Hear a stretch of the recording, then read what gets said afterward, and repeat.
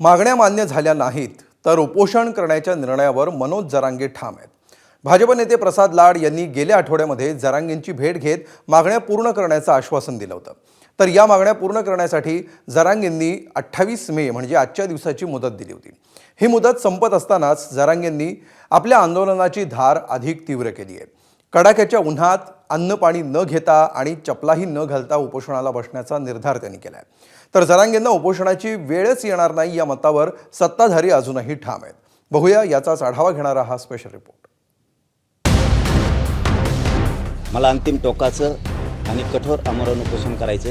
रखरखत्या उन्हात मी हे उपोषण बास टाकून करणार आहे।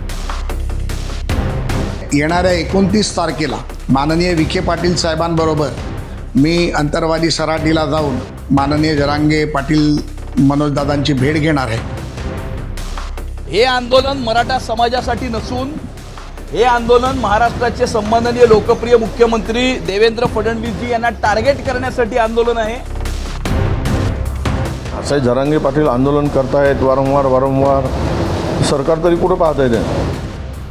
30 मे 2026 मनोज जरांगेंचं उपोषण सुरू होण्यासाठी आता केवळ 2 दिवस उरलेत।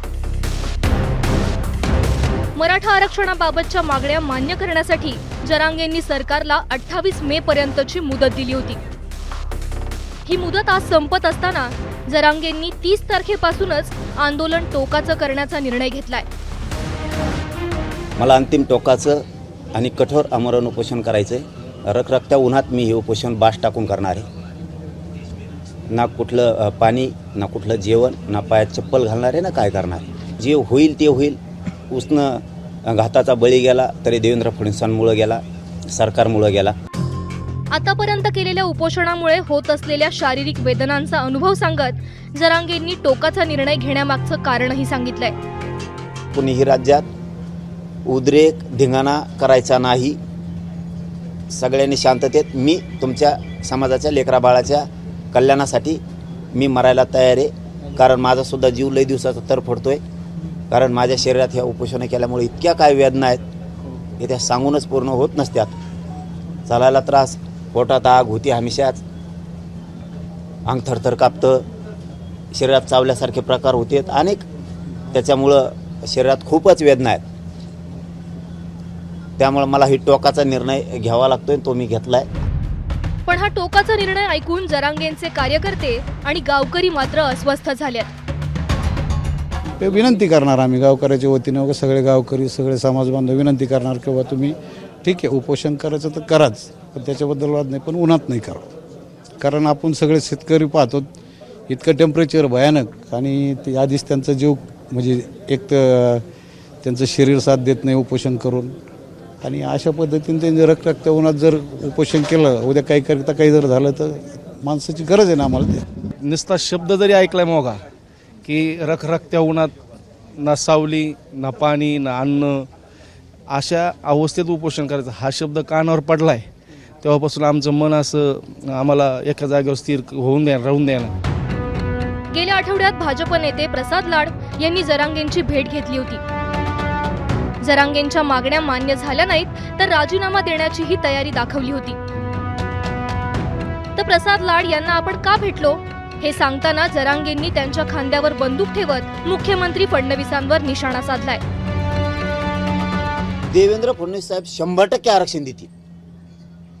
आम्हाला बोलवा ना, का तुम्हाला नुसत्या आवडत्याच मंत्र्यांना भेटायचं? तुमच्या संभ्रम मराठा समाजाचा असा घालून दिला की आम्ही आरक्षण द्यायला तयार आहेत, पण जरांगे पाटील आम्हाला बोलवीत नाही। मराठ्यांनाही वाटलं असतं ते देतात तर का बोलवीत नाही।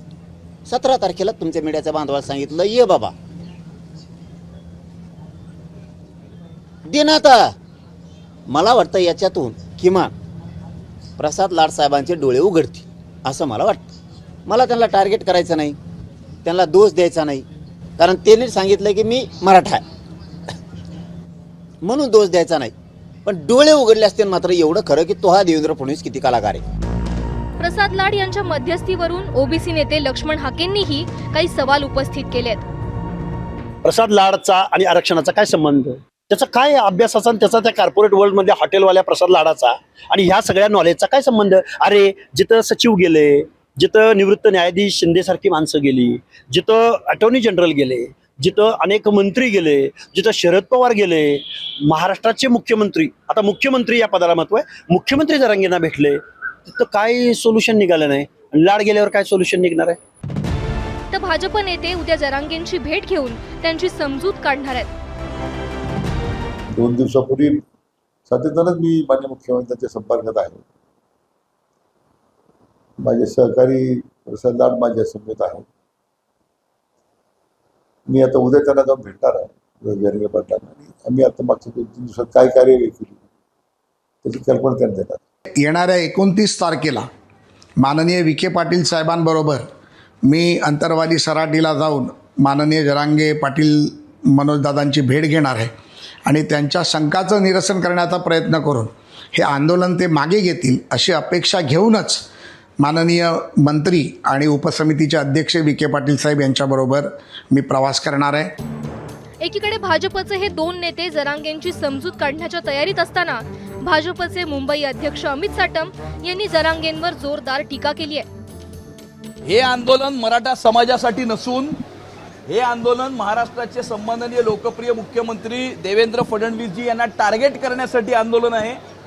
आणि त्यामुळे एक कुठलीही व्यक्ती अशा प्रकारे मराठा समाजाचा नेता होऊ शकत नाही. मराठा समाजाचे अनेक नेते आहेत. मराठा समाजाला या महाराष्ट्रामध्ये खऱ्या अर्थानं न्याय कोणी मिळवून दिला असेल तर तो सन्माननीय मुख्यमंत्री देवेंद्र फडणवीसजी यांनीच हा त्या ठिकाणी मिळवून दिलेला आहे. ज्यामुळे असंख्य मराठा तरुणींना या ठिकाणी नोकऱ्यांमध्ये आणि शिक्षणामध्ये आरक्षण प्राप्त झालेलं आहे. ते देवेंद्रजींच्या प्रयत्नांमुळे प्राप्त झालेलं आहे. तर फडणवीसांना मराठ्यांची मनं जिंकण्याची आणखी एक संधी असल्याचं सांगत मराठ्यांविषयीचा द्वेष कमी करण्याचा सल्ला जरांगेंनी भाजपला दिलाय आणि त्याचवेळी दिलेली आश्वासनं पाळण्याची आठवणही करून दिली आहे. मराठ्यांविषयी ठासून भरलेला द्वेष, मराठ्यावर जेवढा अन्याय करता येईल तेवढा करण्याचा प्रयत्न. पुन्हा सांगतो आजच्या प्रेसच्या माध्यमातून, आणखीनही मराठ्यांचे मन जिंकायला देवेंद्र फडणवीसांना संधी आहे. नाही आम्ही शत्रू, तुम्हाला कधी मानत नाही मानणार. माझं म्हणणं समजून घ्या रे. मला चर्चा नाही पाहिजे रे बाबा. 58 लाख नोंदी निघाल्या, त्याचे कुणबी प्रमाणपत्र तुम्ही देणार आहेत का? ज्यांना कुणबी प्रमाणपत्र दिले त्यांच्या तुम्ही व्हॅलिडिटी देणार आहेत का? हैदराबाद गॅझेटियरचा तुम्ही JR काढलाय, ते प्रमाणपत्र देणार आहेत का? त्याच्या व्हॅलिडिटी तुम्ही देणार आहेत का? तुम्ही आरक्षण देताय म्हणजे नेमकं काय करताय? मराठ्यांचे मतं मात्र तुम्हाला लागतील आणि मराठ्यांच्या लेकराला मात्र आरक्षण दिलं जात नाही. ही दुट्टप्पी भूमिका कोणची? तुम्हीच आमच्यावरती हल्ले करायचे आणि तुम्हीच आमच्यावरती 307चे गुन्हे दाखल करायचे. तर मराठा आणि ओबीसी आरक्षणाचा लढा एकमेकांविरोधात उभा राहू नये याची काळजी घेण्याचं आवाहन काँग्रेस नेते विजय वडेट्टीवार करतायत. असं जरांगे पाटील आंदोलन करतायत वारंवार. सरकार तरी कुठं पाहत आहे? काय झालंय आतापर्यंतच्या आंदोलनातून? यांनी वाटाण्याच्या अक्षताच लावल्या ना.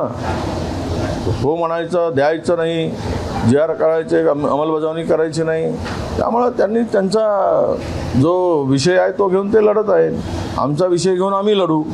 फक्त एवढंच आहे की जरांगे पाटलांना आमचं म्हणणं आहे की आम्ही ओबीसीचं मागतो त्यावेळेस तुम्ही काही बोलू नका, तुम्ही मराठ्याचं मागताय त्यावेळेस आम्ही बोलणार नाही.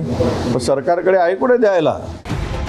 आतापर्यंतच्या जरांगेंच्या आंदोलनात पुढाकार घेणारे शिवसेनेचे नेते मात्र सध्या फडणवीस आणि प्रसाद लाड काय करतात याचा अंदाज घेताना दिसतायत. प्रसाद लाडांनी त्यांच्याशी जाऊन सविस्तर चर्चा केलेली आहे. प्रसाद लाड साहेबांचा कालच मला फोन होता की या संदर्भात चर्चा करायची आहे, विखे पाटील साहेबांची चर्चा करायची आहे. मनोज दादांना आंदोलनाची वेळ येणार नाही अशा पद्धतीनं शासन काम करेल अशा पद्धतीची भूमिका देखील प्रसाद लाड यांनी मांडलेली आहे. त्यांच्यावर आम्ही चर्चा करू आणि भविष्यातली आमची भूमिका मराठा समाजाबद्दलची जी सकारात्मक आहे ती तशीच ठेवून पुढे जाऊ. मराठवाड्यात पारा सध्या 45 अंशांच्याही वर आहे. इतक्या कडक उन्हात मनोज जरांगे उपोषणाला बसले तर सरकारसमोर मोठं आव्हान उभं राहणार आहे. त्यामुळे जरांगेंनी उपोषण सुरूच करू नये हा सरकारचा प्रयत्न असल्याचं दिसतंय. सरकारला यात कितपत यश येतं ते येत्या शुक्रवारी होणाऱ्या चर्चेनंतरच स्पष्ट होणार आहे. ब्युरो रिपोर्ट, ABP माझा.